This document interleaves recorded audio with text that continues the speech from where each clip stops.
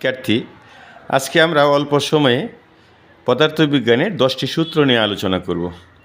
প্রায় সব শিক্ষার্থী পদার্থবিজ্ঞানের সূত্রগুলো সহজেই মনে রাখতে পারে না।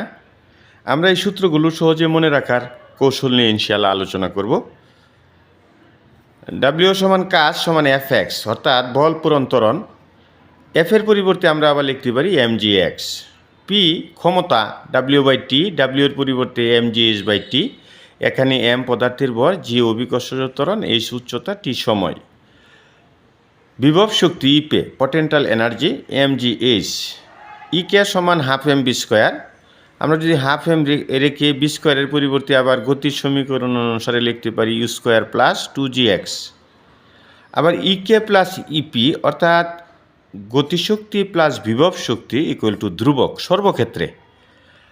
আবার প্লবতা P equal to h ρg, এখানে h গভীরতা, রো ঘনত্ব, g অভিকর্ষজ ত্বরণ।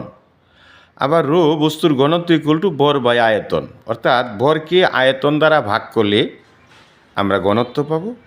আবার পদার্থের ভর, পদার্থের মোট পরিমাণকে তার ভর বলা হয়। ভর সমান রো বি, অর্থাৎ ঘনত্ব ইন্টু আয়তন।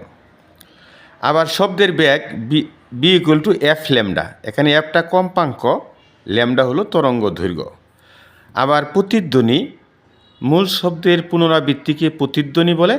আমরা জানি প্রতিধ্বনির জন্য একবার দূরত্বটা যাবে আবার আসবে, দ্বিগুণ দূরত্ব অতিক্রম করতে হয়। সুতরাং 2h ইকুয়াল টু বিটি, সুতরাং h ইকুয়াল টু BT/2। আমরা যদি এই 10টা সূত্র পারি তাহলে আমাদের পরীক্ষা দেওয়া খুব সহজ হয়ে যাবে।